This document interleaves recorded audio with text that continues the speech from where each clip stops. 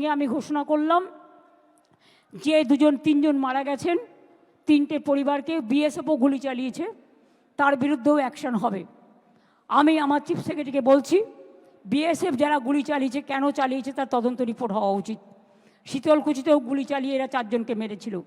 আমি বলবো যারা মারা গিয়েছে, আমি কোনো সম্প্রদায় হিসেবে দেখি না, মানুষ হিসেবে দেখি, তাদের প্রত্যেককে আমাদের সরকার 10 লাখ টাকা করে পরিবারকে সাহায্য করবে।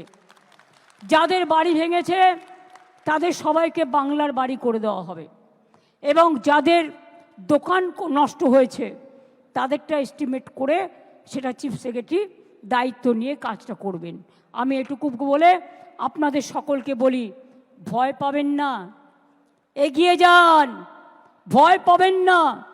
বিএসএফ এর উপরেই ভরসা রাখতে পারছে এবং মাননীয় মুখ্যমন্ত্রী আজকে দেখুন আগাগোড়া বিএসএফ কে টার্গেট করে গেছে।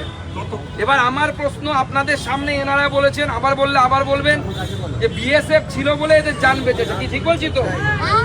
প্রত্যেকটা নাগরিক ওখানে বলছে যে হিন্দু যারা, যে বিএসএফ ছিল বলে তাদের জান বেঁচেছে।